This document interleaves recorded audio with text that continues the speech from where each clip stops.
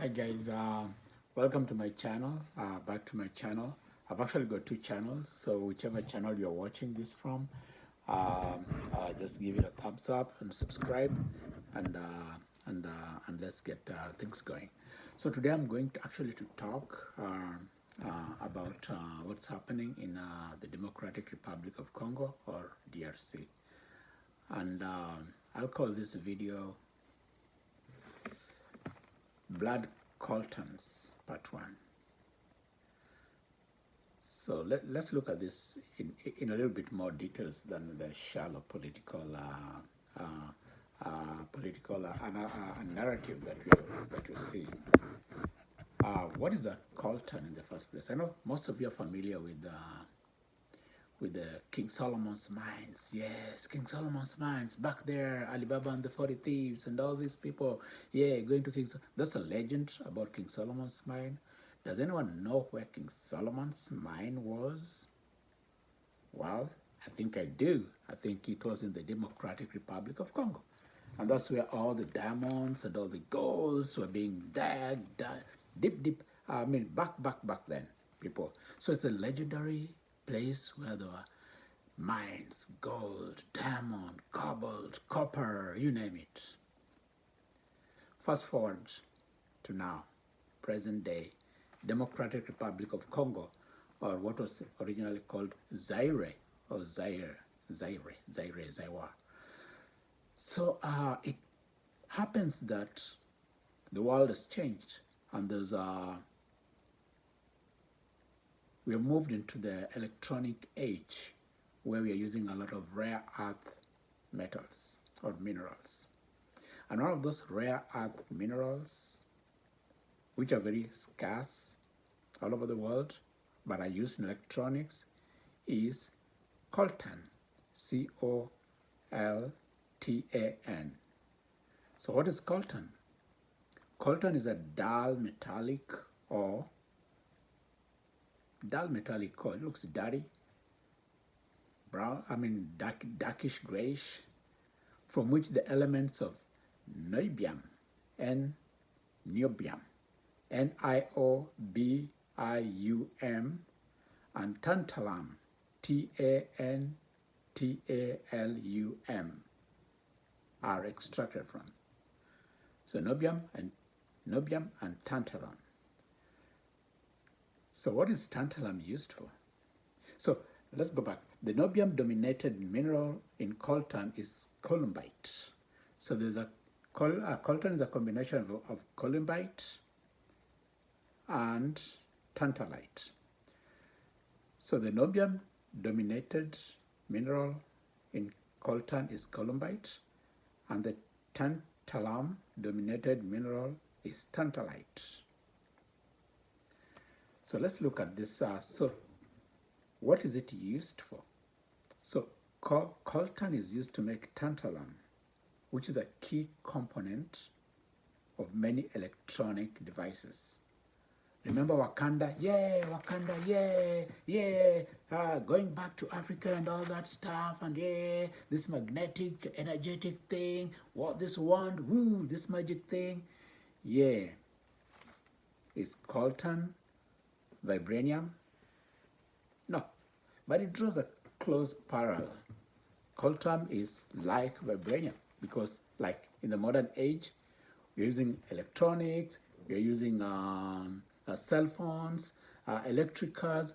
So coltan or tantalum is used for electronic devices. It used to make cell phones, it used to make laptops, it used to make electric cars, and many more electronic items. Why? It is used to make a capacitor. For those who do electronics, a capacitor that is heat resistant. So the capacitors that are heat resistant are used in these electronics, like in cell phones, laptops, and other electronic gadgets, and in electric cars. So coltan is found in a few countries. It is also found in Kenya, incidentally, because I did that research. Is coltan found in Kenya? Yeah. Coltan is found also in Kenya, in the areas of Embu, Samburu, Turkana, West Pokot, Tana River, and Kitui. So let that digest that a little bit. And when the resources in Congo run out, are they going to come to, to Kenya to get coltan? Question. Well, but it happens that the coltan in Congo is actually 80% of the world reserves of coltan. Figure that out. Digest that. 80% of the world's reserves of coltan are found in the Democratic Republic of Congo. Actually, in the eastern part, the Kivu, the north and south Kivu area. Wow. Things are falling apart. I'm just giving you facts, solid facts. And then you make your connections, you connect the dots, and decide what is happening in Eastern Republic of Congo. Well, there used to be blood diamonds. You remember blood diamonds? From back there in South Africa, Kimberley, up to somewhere there in northwestern Africa, in Liberia, people's hands were being chopped and all that because of diamonds. Then being exported, people being killed, hands being chopped, and diamond being exported to the West, to London, to New York, and stuff like that. So for people to put on their fingers and look good and get married and express love to each other. And then the issue of blood diamonds came up. And then these diamonds that were being obtained through those methods of killing, there's a boycott. So there's if you watch that movie, Blood Diamonds, there's a boycott. Someone went into London somewhere and made a hula baloo, and some of those people who suffered came over, they're transported, and they make the hula baloo about this diamond coming over here and all that, and people are being killed. That's what's happening with coltan right now, guys. Blood coltan. Blood coltan being obtained from the DRC, Democratic Republic of Congo, or the Congo, as some people call it. So is it vibranium? This is the second time I've asked. It's actually not vibranium, but it is a magnetic kind of mineral. It's one of the magnetic minerals. So I've not handled it myself. I'm not going to the DRC. But there's a very close parallel with vibranium, because in the modern era, electronics, like artificial intelligence, cell phones, that's what it's used to manufacture. And it is precious, and it is rare, and it is found in the Congo. And when the world or the West or the foreign powers learned about the extensive existence of coltan in the Congolese conflict became worse. I don't say anybody sponsored anybody, but it became worse because this scramble for resources somehow, through agents, through individuals, through whoever, through locals. Everybody's trying to dig, scratch the stuff off the ground with their hands, sell it for like $50, actually $50 a kilo, that's the price. And especially being in an area where people are poor, the country is so big, and the government is not able to reach everybody, then this becomes a resource that everybody's scrambling for, both the locals and the neighbors, the neighboring countries, and bigger countries that are making electric cars and electronics, or companies in those countries basically that are making electronics, electric items, and cell phones and stuff like that. Blood diamonds, blood coltans. Now we are in blood coltans. Blood coltans part 1. Congo has 80% of the world's coltan deposits. 80% of the whole world, in the whole world, coltan is found in Congo. Dang. If I was the president of Congo, I'd actually put a military base in Kivu, a big military base in North Kivu, South Kivu, and make sure that that area is protected and the local people benefit from that mineral. It's not just mined by by companies or by groups of people, and then mercenaries are there, then there are foreign forces from across the border coming in also to basically loot the minerals. I know Kinshasa is pretty far, but how about have another big town in eastern Congo that has a big military base, and maybe somewhere in the central Congo, so that you don't have to fly all the way from Kinshasa to Goma to actually fight a war in Goma. You need to have bigger base in the middle of the country. And in eastern Congo, two big bases, in 2 or 3 or 4 big bases in each of those provinces that is able to ward off enemies. That's what Tshisekedi needs to do. Small country. A small country like Rwanda is like a small district. It's even smaller than North Kivu. It's like it's like a tenth or a quarter of North Kivu. A quarter of North Kivu. And then sends a few thousand troops to help prop up the Tutsis. And then the Tutsis in Congo now run over, take over North Kivu, South Kivu, and heading. Damn, it doesn't make sense. The government in Kinshasa needs to stop these blood coltans, this fight for resources that's happening in the eastern part of Congo. So let's look at the facts. I've just gone around like the facts and then brought it to the present so that you can connect the dots.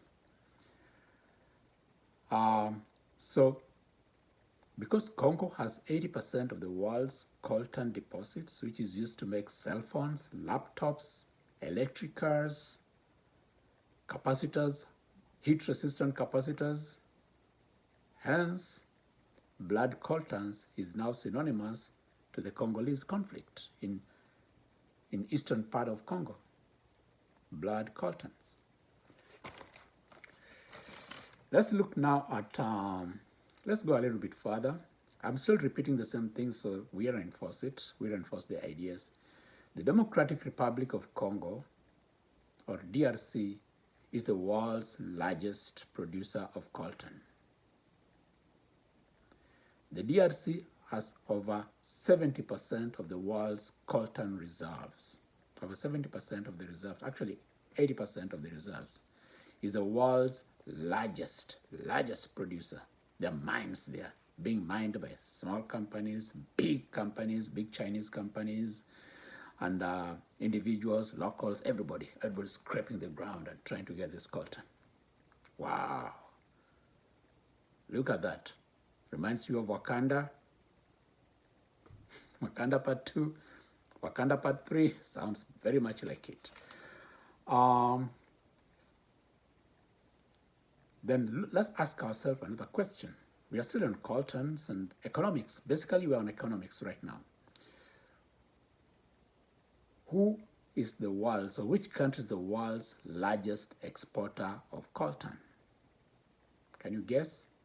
It's Rwanda. Rwanda is the world's largest exporter of coltan. Yet, it does not produce coltan. Wow. Where does Rwanda get its coltan? Suddenly, dinner falls from the sky, and there's coltan all over Rwanda, and it's being exported abroad, and they're earning billions of dollars. Stupid people are very few in this world. Even children, even a child can see through all that shenanigan, all those lies. Where does Rwanda get its coltan? That it exports. The world's largest exporter of coltan in the world is Rwanda, which does not produce any coltan. But Rwanda borders the Democratic Republic of Congo, which is the world's largest producer of coltan. So how does Rwanda get its coltan? That's the big question. And that's where blood coltans come in. Everybody will deny, I didn't do it, I've not done it, I'm not a thief, I didn't touch it. But your hands are covered with blood. I didn't touch it, but look at your hands. Blood is not written all over your hands. Oh, those are not my people, those are their people. Those are their people, let them deal with it. But where are you getting your coltans? Dang. This is so easy. So easy for everybody to see. You don't have need nations to come together to see that this bullshit. All right. So where does Rwanda get its coltan? Rwanda does get its coltan from the Democratic Republic of Congo, from the DRC. That's documented. I did my research. I've got a whole document here. I've done my research. I've looked, I've gone online. Rwanda gets its coltan from the Democratic Republic of Congo. So Rwanda is the world's largest exporter of coltan, followed by Congo, of course, because Congo is the world's largest producer of coltan. So how can the world's largest producer of coltan be number 2 in export, while the neighboring country that does not produce any coltan is the world's largest exporter of coltan? A lot of common sense. And nobody needs to tell you, just connect the dots. So where does Rwanda get its coltan? Of course, Rwanda gets its coltan from the Democratic Republic of Congo, DRC. According to the ECOFIN agency, 90% of the coltan exported by Rwanda comes from fraudulent exports from the Congo across the border. What we call panya routes, or it's through the border, through a porous border. So who's bringing it to Rwanda? Well, are the groups, the Tutsi groups that are there, say, oh, we don't touch the minerals. We don't want to touch the minerals. But who is bringing the minerals from Congo to Rwanda? And that area is infested by a bunch of armed rebel groups. So who is bringing the mineral from Congo to the Rwanda? And how does Rwanda becomes the world's largest exporter of coltan? That boggles my mind, really. All right, let's move on. I'm still here. I'm still on the economics. I've not come to the ethnicities, because the ethnicities which is being used as a front is all hogwash. We'll come to that, because we've researched on the ethnicities of the DRC, and it's amazing. It's amazing. It has very little to do with Tutsi. Tutsi are very small.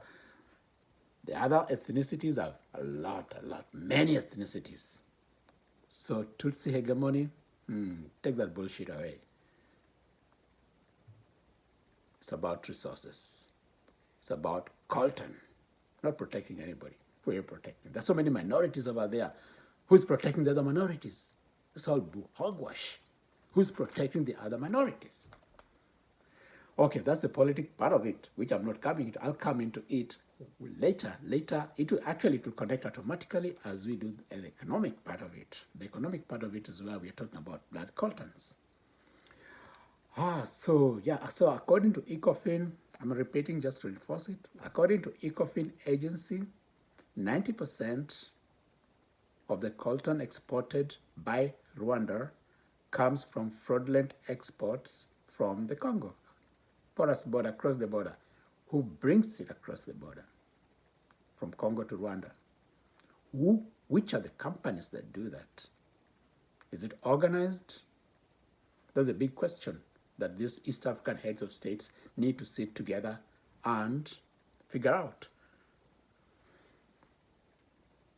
So these are blood metal ores that are building cities, fabulous cities, different parts, neighboring countries, somewhere else, maybe in China, maybe somewhere in Europe, maybe somewhere in another country, maybe the US, but they're blood ores, blood coltans. People are dying, women are being raped, children are being killed because of these blood coltans, for it to get out and be exported out to make our cell phones like this one I'm using, to make this podcast basically, to make this video, to make laptops like the one I'm using right here. So, and how the local people are suffering, dying, leave alone even benefiting. Forget about benefiting. They're dying. They're being killed for this coltan. I remember the stories about the oil being discovered in a place like the Delta, the Niger Delta, and then the local people don't benefit, and all these multinationals come in officially and exploit the oil. And then after the exploit of the oil, the pollution is left all over there, the people are left poor, and the oil company reaps all the profit and takes it abroad. I've not seen big, from the study I've done, from what I've looked at, there's one big company, there's some big companies that are really ripping the earth in Eastern Congo. And where they're from? You guess. China. The biggest manufacturer of electric cars right now, China.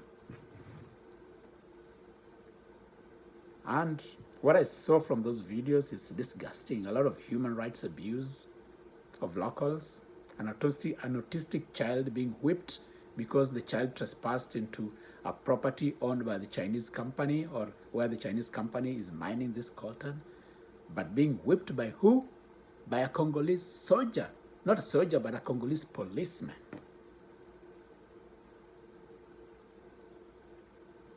And the Chinese mine operators are standing by looking and like enjoying the show. It's like, hey, whip him up. And this idiot would go whip up this child with a piece of rope, like the child is lying down like an animal. Sickening, sickening, sickening. Blood coltans. And I remember just, if we go back, if we roll back just to the slavery times, Africans were actually selling each other for stupid things like mirrors, bracelets, small things, bangles. Oh my God. Because the slave traders didn't really go down and hunt people inland. No, they just built the fortresses at the coast, and they waited. They waited for the African tribes to fight and kill each other and capture each other and bring the ones they captured all along and sell them for 1 gun, 2 guns, some mirrors, some tinklets. So stupid. Well, I don't want to use the word stupid, but it's been ringing in my mind. Dang, how stupid can some of us be? I don't want to categorize anybody, but how stupid can people be in this world?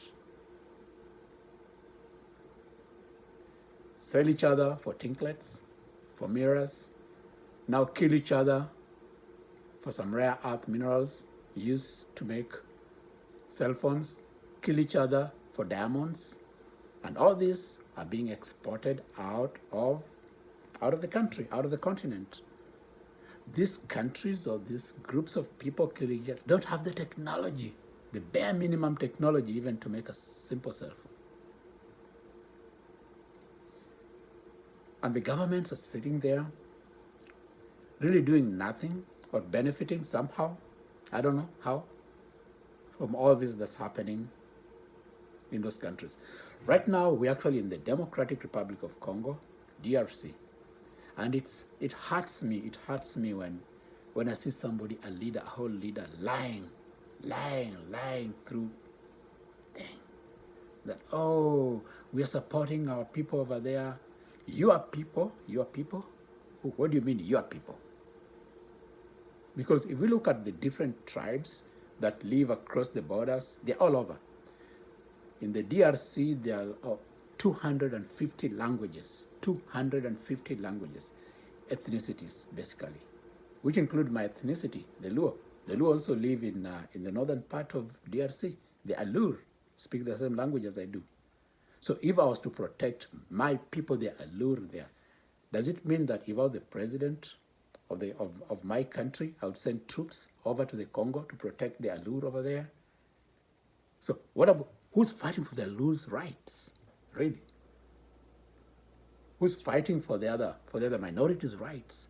So it's hogwash to talk about protecting one particular ethnicity. Oh, they're being discriminated, they've been called, they're not Congolese, they're not what? This is hogwash. The real thing is blood coltans. The world's largest exporter of coltans does not produce any coltan. We'll look at what resources Rwanda has. Don't hate me, Rwandans. I'm just giving you facts. Don't hate me, Congolese.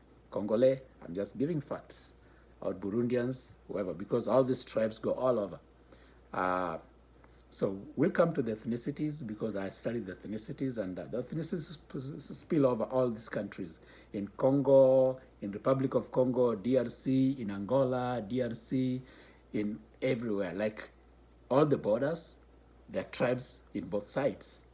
One tribe living on both sides of the border. One side, this other side is a different country, the other side is a different. Same for Kenya. Kenya is all that. It has Somalis living in Kenya and living in Somali. It's got the Borana living in Kenya and the Oromo living in Ethiopia, and they speak the same language. We've got the Luos living in Kenya and Luos living in Uganda and Tanzania. They speak the same language. There's Maasais living in Kenya, the Maasais living in Tanzania. They speak the same language.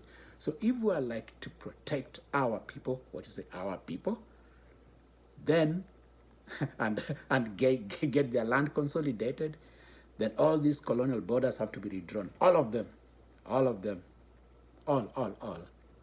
It's not about Tutsis. No, that's hogwash. All of them have to be redrawn afresh. Which may not happen. It could happen in a war, in a bigger war than what is happening right now in DRC, where each group will say, okay, we want our people together. The Maasais will say, we want all our people consolidated together. The Tutsis will say, okay, we want all our people consolidated in one piece of land. The Hutus will say the same, we want all our people consolidated in one piece of land. The Luos will say the same, we want all our peoples consolidated in one piece of land. The Oromo will say the same. The Somali will say the same. So this bullshit, hogwash of protecting one particular group, Tutsis, from what? Actually, I don't get this argument. I don't want to say it, but it just beats logic. You know, I was told, like, the first time I came to the US, someone said, Africans are liars. They're liars. They lie all the time. They lie through their teeth. They lie, look at you straight in the face. And I was like, oh no, it's not true. I came from Africa, or rather, I'm an African by birth. And I don't lie all the time. I don't lie at all. Not all the time. I don't lie at all. But to see a president lying to the international community is sickening. Sickening. So this Tutsi hegemony has to stop. Even some Tutsis have talked about it, because actually when you have what you call like something that's not a democracy, if you have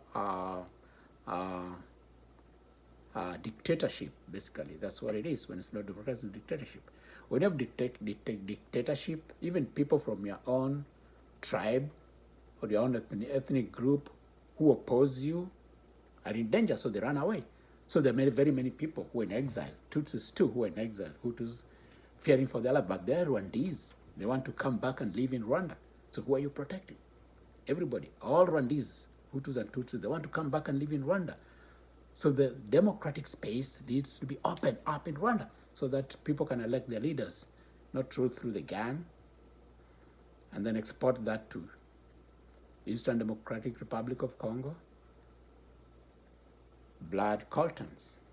And that's blood is in whoever's hand is sponsoring these groups of people causing mayhem in Eastern DRC. And I would ask ICC to look at this seriously and indict these people to the International Criminal Court to pay for the killings that are happening in Eastern DRC. Everybody should be held accountable for their actions. There are satellites up there. You can't lie that much. Those satellites can see up to a square meter of a surface area. Square meter. I can see my village right here in the US. I can see my house, my hut in the village, right here from the USA using Google Maps. I can zoom down to my house, to the solar light on top of my house. So that's how connected the world is. And you can't lie about people's movement from one country to another. It can be seen everywhere. Everyone can see it. People can see it.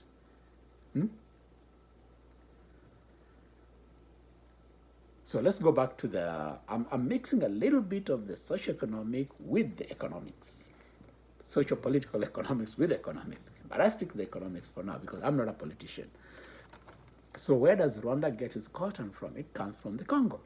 According to the ECOFIN agency, 90% of the coltan exported by Rwanda comes fraudulently from the Democratic Republic of Congo. How? Nobody knows. So these are blood coltans, which are being used to build cities and towns around the world. So which companies are buying this coltan? Because they need to be aware where this coltan is coming from, where the source is coming from. And I watched a documentary where they're being interviewed. Do you know where this coltan comes from? So, oh yeah, we have our sources. But even in DRC, the traders, because it goes through so many middlemen, the traders who are in Bukavu, who are exporting it now from Bukavu, they can't even go to the mines. They're scared because there's so many armed groups around the mines, so they don't even know where it really comes from. You see? So let's continue. So blood coltans in the DRC is a shame for Africa. It's really a shame that Africans are killing each other for these blood coltans. Even as technology advances, that will be actually a benefit to the country, that they can actually have this resource and sell it to the world and be able to build their towns, be able to build their cities, be able to provide education, be able to provide health for their citizens. Not people killing each other to steal this resource. That's stupid and evil. Okay, so let's look at, that was Congo. We looked at Congo. Let's look at Rwanda, the neighbor who's been accused of interfering in eastern DRC. So what precious minerals are in Rwanda? So since 1920, geological surveys have indicated that Rwanda possesses huge deposits of tin, tantalum. Tantalum is one of the minerals that come from cobalt. Coltan. So tin, tantalum, tungsten, and gold all across the country. So Rwanda could actually mine a lot of these other minerals in their country and leave the Congolese minerals alone and make money out of their own tin, tantalum, tungsten, and gold. Economics still. We are still in economics. So let's look at the economics of coltan. So when these boys scrape that rare earth mineral, I've looked at so many videos of it that I think I can recognize it. And people go down deep into the pits and get this coltan. How much will a kilo fetch? 1 kilogram, like a bag like about this much of coltan, of that soil coltan, a little refined. It fetches $50. So it's not a lot of money, but it's some money though, $50. So that's still in the raw form. So $50 in a rural area, in Eastern Congo is a lot of money. It's like 6,000 Kenya shillings, or like 40 euros, 45 euros, 48 euros. It's a lot of money there. So someone can use it to buy food, maybe from that 1 kilo. You can use it to buy food for probably a week, and then you have to go back to the mines and get more. So you have to go back every time you go back. So that's the value of the raw material when it's sold. Now, if I was the president of Congo, I would actually stop exportation, stop the mines. You see where I'm going? Like Trump putting barriers on Mexico and Canada. That would be me. Trade barriers. So that would be me in the Congo. I would say, okay, no more coltan is going out. The borders are closed. No more coltan cargo is leaving the country. $50 a kilo? And you want to make electric cars out of it? And you want to make cell phones out of it? And you want to make laptops out of it? You kidding me? Are you kidding me? $50 for a kilo? No way. And then we have to drive in this oil from Saudi Arabia and we pay so much per liter. Dang, $50 a kilo? How about $5,000 a kilo? So I would actually haggle with the price, like, hey, if you really want our coltan, you gotta pay a little bit more for it. And if you really want to come and set shop here and mine our coltan, you gotta do something different. You have to build this community first. You have to build schools, build hospitals, build roads, before we can allow you to get a certain amount of that coltan, mine it and get it out. And then you got to pay some tax, some good tax, like 40%, 50% of the value of that coltan remains in the country as tax. We can give you, because you're mining, you brought equipment, yeah, we'll give you like, let's say 55%, 45% we keep. And then you have to transfer the technology too. You don't have just come and take soil and take it to your country. No way. You have to leave the technology. So you have to build a refinery right there so that the coltan is processed there. And then what you export is actually the finished product. That's what leaves.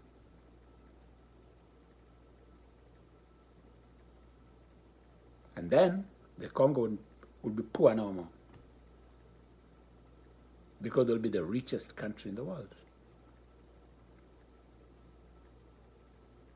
Because all the cell phones, all the electronic, all the artificial intelligence that is now the in thing would require Congo's coltan.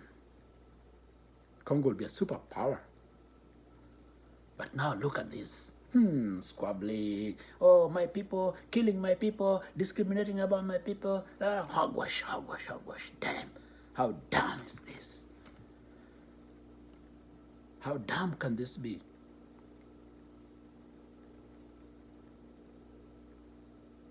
So the real, and that's what I could quote Captain Traore, that it's a shame that this is happening in Africa. It's a big, big shame. Instead of developing technology to extract these minerals, developing technology to actually manufacture the cell phones and the electric cars, you're busy struggling, scrambling to sell raw materials and processed to different countries. Dang, how stupid. I didn't want to use that word, but how stupid. Whether it's the locals, it's the government, it's whoever, how stupid of the people doing that. Killing each other to send raw materials out of Africa. It's like a scramble for resources in Africa. King Solomon's mine, resurrected. And here's King Solomon's mine producing coltan to make electric cars in China, coltan to make cell phones in Europe, in America, whatever. How stupid, dear me, how stupid these African leaders are. I just said that. I'm sorry, I didn't mean to say that. But how stupid these leaders are.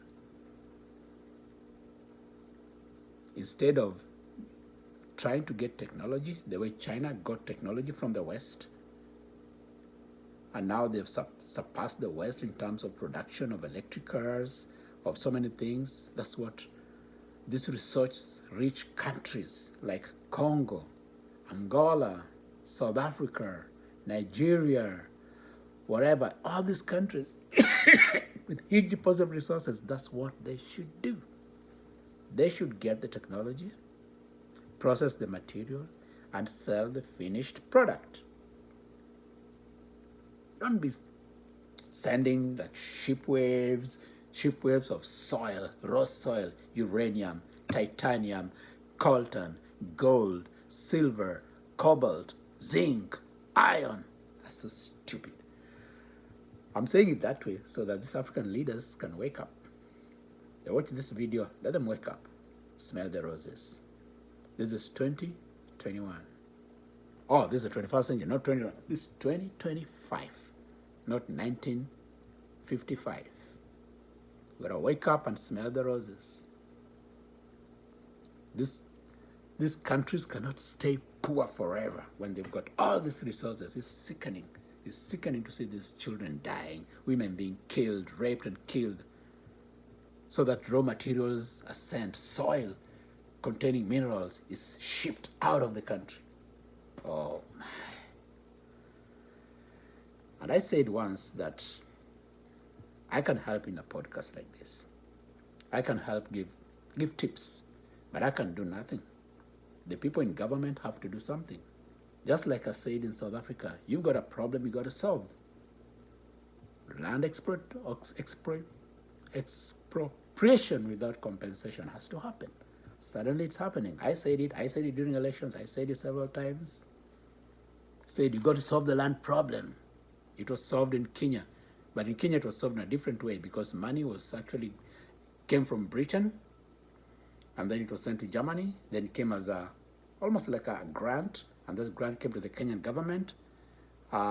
It's called the Million Acre Plan or something. And then this would buy the settlers' lands back and then resettle the locals because the settlers had the prime land. That's at independence. Although it didn't happen exactly the same way it's supposed to happen, ideally, but it did happen, and a lot of locals got back their land, but some have not gotten it back. Like in Laikipia, there's a lot of reserve areas, like 10,000 square kilometers of land, 10,000 acres of land, just roaming wildlife, like a resort. So, oh my God. And the governments are just sleeping. Now it's time to wake up. South Africa needs to solve its problem with land ownership. The majority, it has to be equal. Equity. The majority needs to have the majority of the land back. The minority can keep a minority piece of the land. You don't have to take everything away. But it has to be equitable. It has to be reasonably equitable. You can't have 10% of the population owning 70% of the land. That's bullshit. South Africa, Malema, and whoever, and the president in South Africa, wake up and get this going. I know Mandela could not be able to do it because it was still very green, but it needs to be done. It's so many years after South Africa attained independence, after apartheid was gone and done with. Forget about apartheid now. Make everything equal, everything plus land ownership.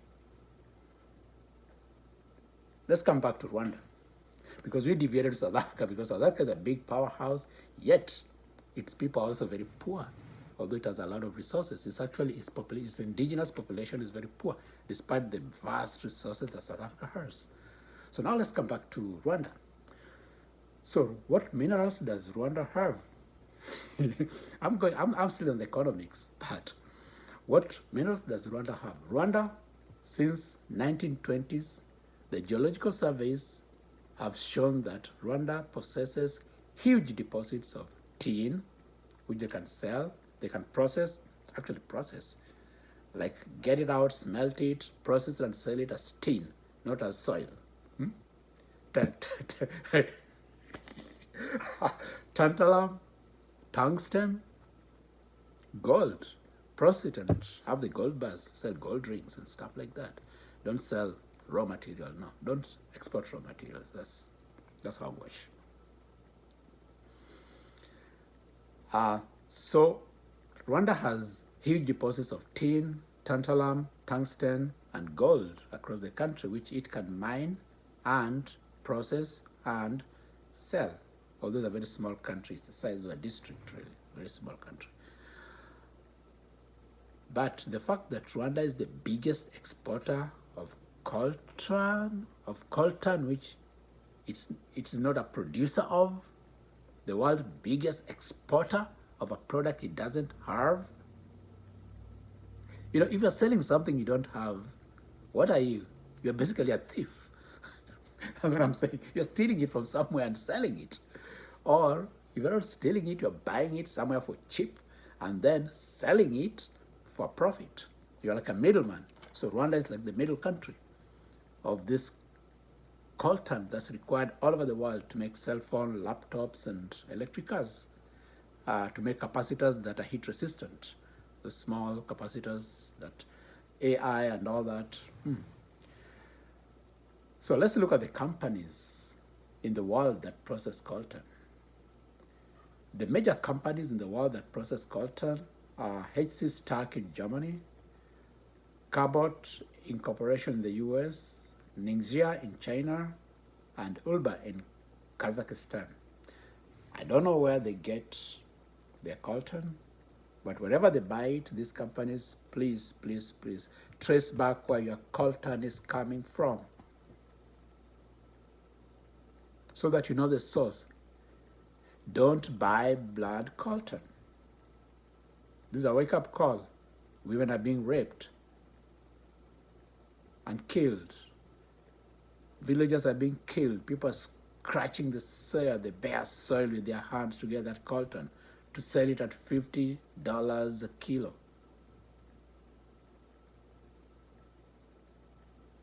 What are you going to do?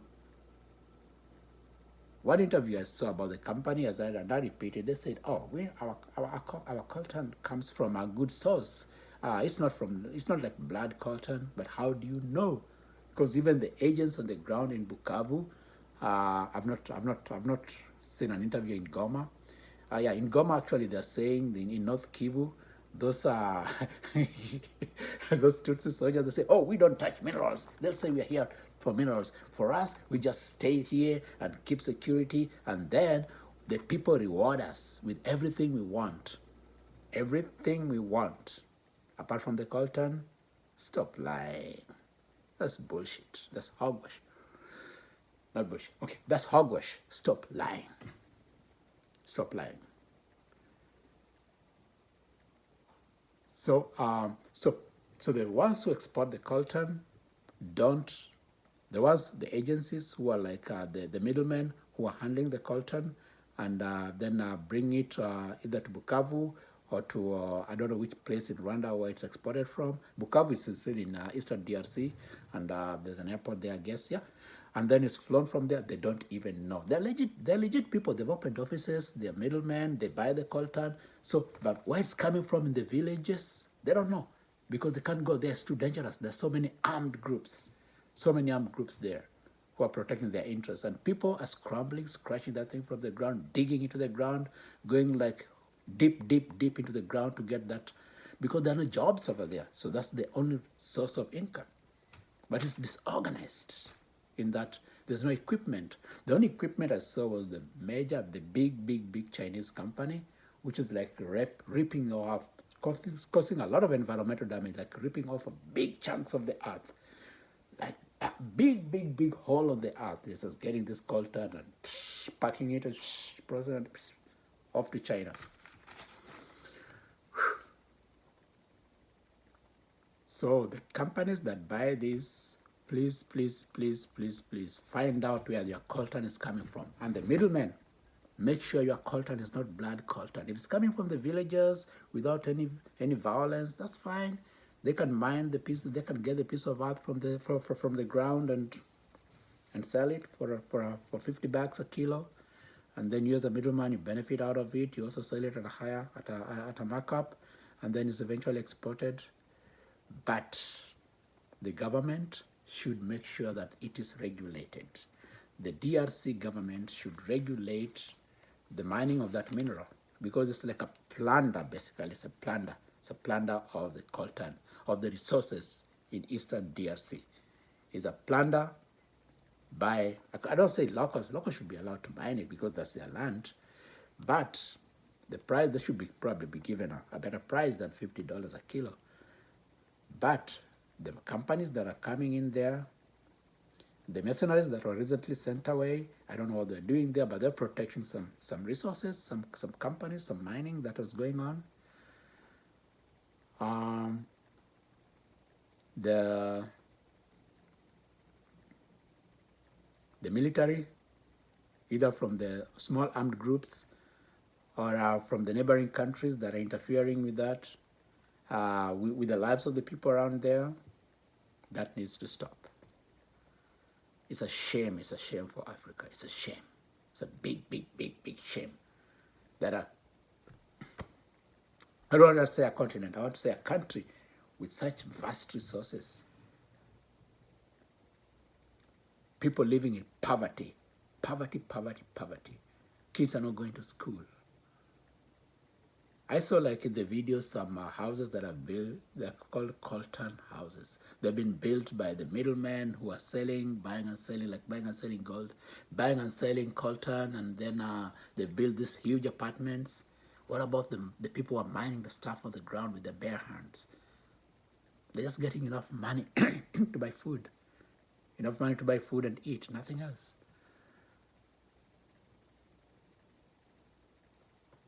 So I've not touched the ethnicity. I've touched a little bit of politics. I avoid politics normally because I don't want to be like, oh, I'm favoring this, I'm favoring this side, I'm favoring this side. No, I'm just giving facts. So that when I visit your country, you don't harm me. Say this guy was attacking our country online. No, I'm just giving the facts. And so I've just been on the economics so far, and that's what it is. That coltan is being mined in the Congo. It's blood coltan in the eastern DRC. The government presence, the DRC government presence is not felt there. There's no control. It should be taxed properly so that the local people can benefit. It should be processed there so that people can get jobs because there are no jobs. And the jobs of the people should not be scrapping that thing from the ground.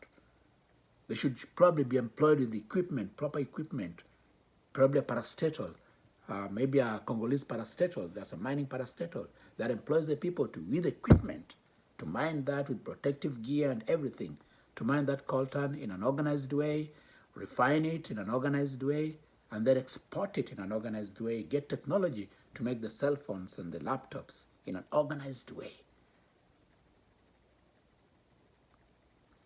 I never speak like this, but I'm speaking like somebody who's not feeling happy about what's happening in the Congo. Because I've watched the conflict since it started, and I've listened to the speakers, to the people speak. I've listened to Kagame. I've listened to the South African president trading some words. I've listened to Tshisekedi saying there's a full-scale war.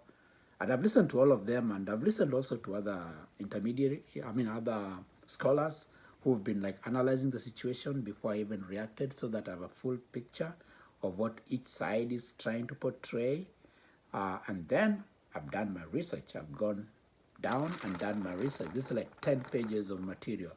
I've done my research both in minerals, ethnicity, and the population sizes, and the languages, and everything, to come up with this video, which is saying, keep off the coltan, blood coltan. Blood on your hands will get you to ICC. Wherever it is, I'm not naming names, whether it is the Interahamwe, whether it's Banyamulenge, whether it is Kagame, whether it is the leader of the M23, or the soldiers, whoever you are. The blood on your hands will lead you to ICC, and ICC will follow, just like Charles Taylor.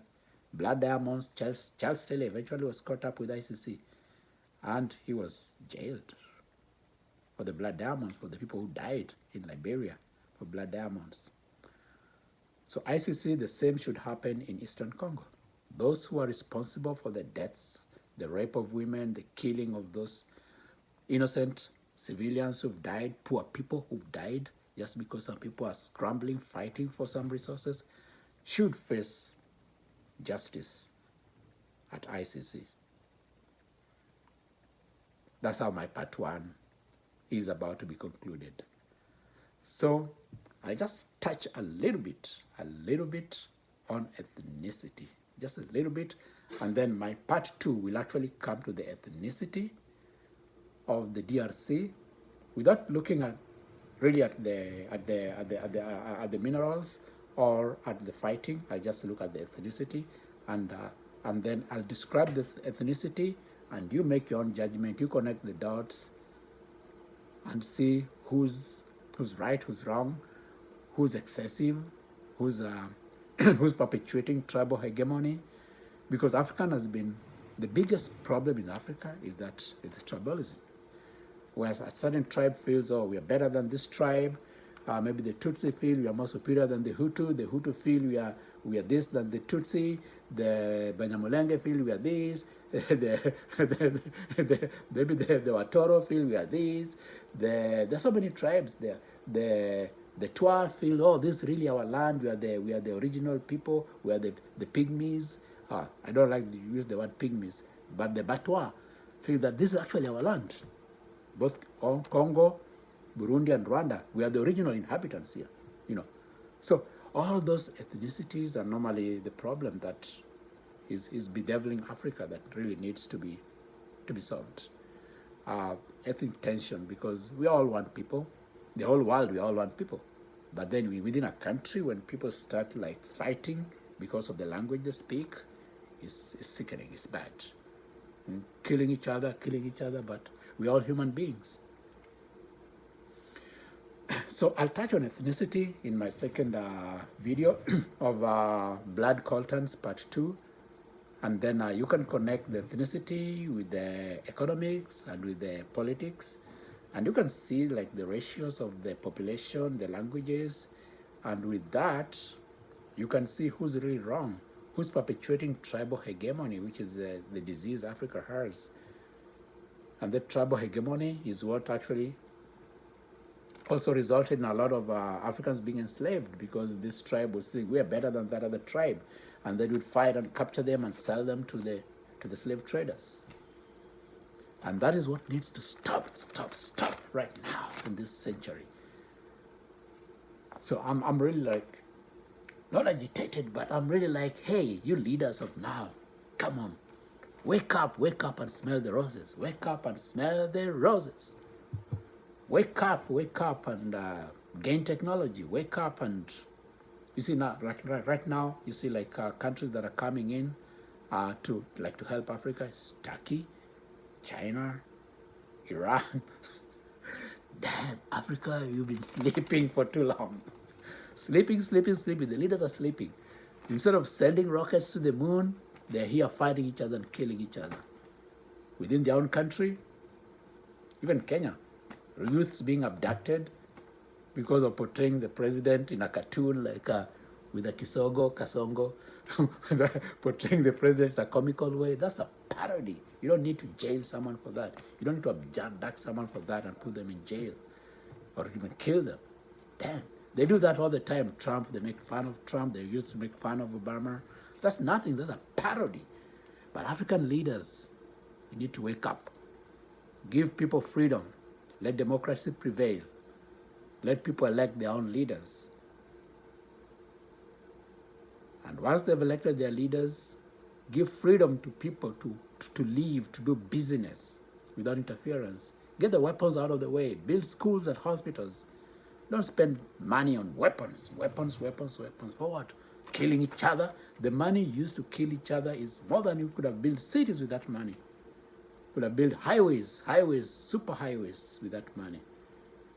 Airports, magnificent airports to reach the rural areas. Provide water and electricity to the rural areas instead of buying weapons to kill each other. That's my take, and I think former President Uhuru of Kenya said that recently. The African leaders, you need to wake up. Instead of buying weapons and killing each other, use that money to develop your people, to develop the infrastructure, to bring water to the people, to bring schools to the people, to provide free education, to provide free health care. Not buying weapons. Weapons for what? You could buy weapons to protect yourself from foreign aggression. You can develop weapons that can deter a neighbor from attacking you, but not to kill your own people. To deter a neighbor, but not necessarily to kill them, to deter them. Because I know like what happened in Russia with Ukraine, I think that's the script that Rwanda has used. Like, we are protecting Russians in this area because they're a minority and they're facing discrimination. Therefore, we come in. Those are not Russians. Those are the local people. They're just fighting for their own self-determination. Then, suddenly, the Russian soldiers there also fighting with the locals to protect the Russians. Hogwash. Just land grabbing, that's what it is. Now suddenly Burundi, no, not Burundi, Rwanda. Oh, we are protecting our people, the Tutsi-speaking people, they are being marginalized, blah, blah, blah, blah, blah, blah. Another land grab, the same script. People are not stupid. And it's a shame that this is happening in Africa. It's a big, big, big, big shame. Let's African leaders use that money to develop your country. If you buy weapons, you buy weapons that can protect you against foreign enemies, not against your own people. You don't need weapons against your own people.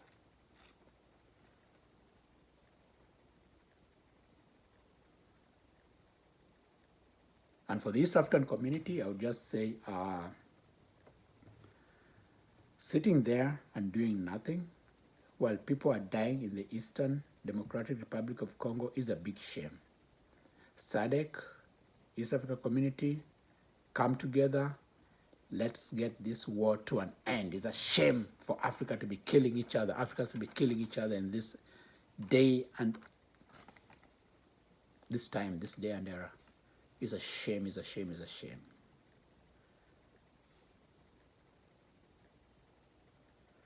So that's my take, and I'll post this video on my 2 channels, so watch them, and I hope it helps a little bit.